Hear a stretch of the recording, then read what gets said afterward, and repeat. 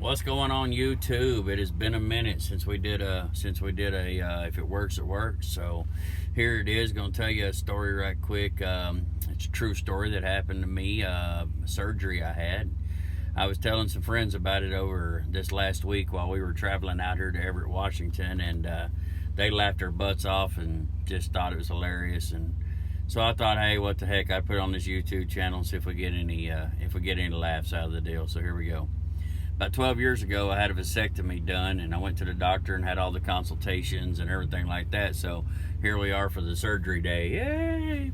And show up at the clinic, and my wife takes me down there, and my baby girl's just, I don't know, she's not very old. And no, she wasn't with us. I take that back. She wasn't with us. It was just me and the wife. I'm sorry, she was there later. Anyhow, and so we we go down there, and I didn't think nothing about it. They told me to bring a pair of underwear that was 2 sizes too small, and all that good stuff. So the wife had some old drawers in her purse and everything like that, and I didn't think twice about it. I showed up with boots and jeans and belts and all this on, and everything, just not even thinking about it. Anyhow, they called my name, and we go back there, and me and the wife and the nurse, we go back there, and she holds a blanket up and says, okay, she says, you need to take everything off from the waist down. You can leave your shirt on, you can leave your socks on, but you need to take your pants and your underwear off and all that good stuff. So here we are getting naked, and she puts the blanket up like that so she can't see anything and everything. So I waddle over to the table there, or the seat, and get up on there and all that good stuff, and they lay me down and cover me up and all this good stuff, and all of this and everything. And then she goes, okay, we're gonna go ahead and get you ready, and she just grabs that blanket and whooshes it back like that. And I thought, well, what was the point of covering me up to begin with, and so anyhow, so we're sitting there and all that good stuff, and she says, okay, she says, I need you to grab your penis and pull it all the way up to your belly button. And I said, well, honey, let me tell you something.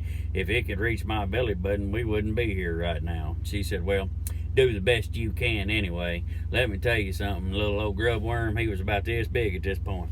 And I don't care what man goes in there, you ain't gonna be wham, that's just how it is. Anyway, so I pull it up there, and she takes a piece of tape, tapes it to the bottom of my belly right there, and everything. And so the doctor comes in, he looks, and he goes, oh yeah, man, this is gonna be nice and simple, and bada bing bada boom, and so some friends of mine told me that, oh, they're gonna give you a Valium and everything, and you won't care or give a rip about nothing, man. You'll just be like, ooh, la la la land, and everything. So I said, all right, I was kind of looking forward to that.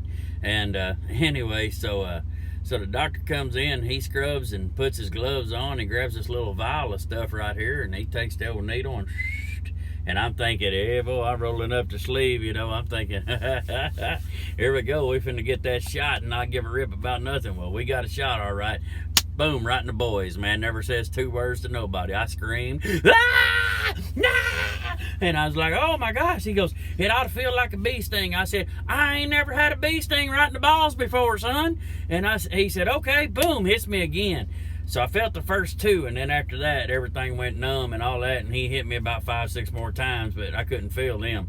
Whew, heart was beating, man, I was breathing heavy, all that good mess and everything like that. And he says, all right, we're gonna get started. So he grabs a scalpel, and he does his little thing, all that good stuff, man. You could feel it up in his stomach and stuff like that, and it's like, oh man.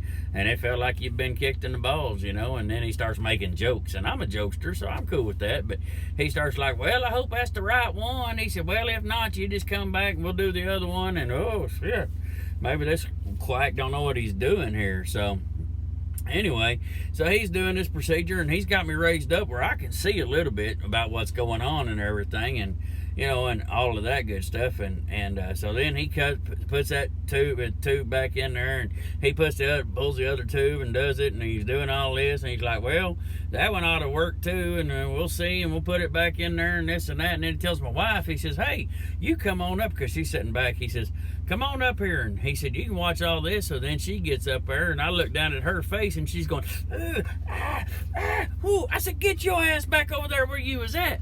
I said, this ain't going to work, because all those oohs and ahs and ah, I'm going to feel later. At some point, this is going to wear off, and I'm going to feel all that, and I'm going to remember your face, and then it's going to hurt worse. So you can't be up here. You back up.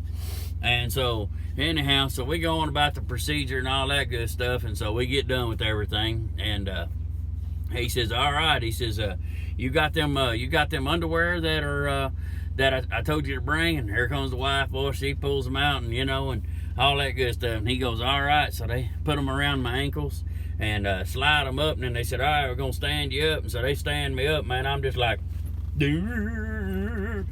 this, standing there, feel like an idiot. You got a doctor and a nurse on one side and all this good stuff, and I mean, you talk about feeling like out of place.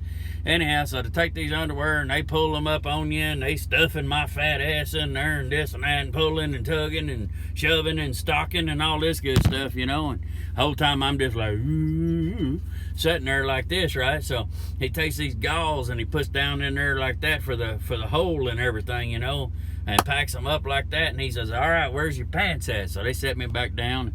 He gets, like I told you, I didn't think nothing about that. So he puts my pants on me, does that, stands me up, pulls them, buttons them, does my belt. And I said, hey, doc, I can do this. And he said, I told you that you don't do nothing for 3 days, and that starts right now. And I said, oh, okay. Anyway, so he sets me back down on the deal like that, and hell, he's sweating and everything, and he's huffing and puffing, and I mean, I'm just sitting there like, just looking, I mean, what else are you supposed to do? You talk about feeling uncomfortable. That was a very uncomfortable feeling at this point. Anyway, he puts my boots on me and all this good stuff, right? And so then they tell my wife, they said, go get your car and pull it around, and we'll have him out there. So they flopped me in a wheelchair and all this good stuff, and they wrote prescriptions for pain medicine and all this, everything. And so we go out to the car, and they load me in the car, and there's Mario Andretti, my wife, and she comes driving up. So we go over to the Walgreens, and we get the pain medicine, and we get something real light to eat and everything. And I had, your stomach's kind of messed up. Anyhow, so here we go, heading home, man. Now, she had some Christmas programs to get to. This is right at Christmas time. So she had some Christmas programs to get to and all that good stuff. So she's kind of in a hurry to get me home and dropped off so she can get to these Christmas programs for our other 2 children. And anyhow, so here we go home, and I'm, this pain medicine ain't kicked in yet, and all that other stuff starting to wear off and everything. And here she goes, Dukes of Hazzard in it to the house, man. We live on a dirt road, and son, let me tell you, she hit that dirt road like the Dukes of Hazzard, And I'm going, good Lord, hit every chuck hole in the damn county. I promise you that. So we get home, and I get undressed, and I felt like I had to go poop.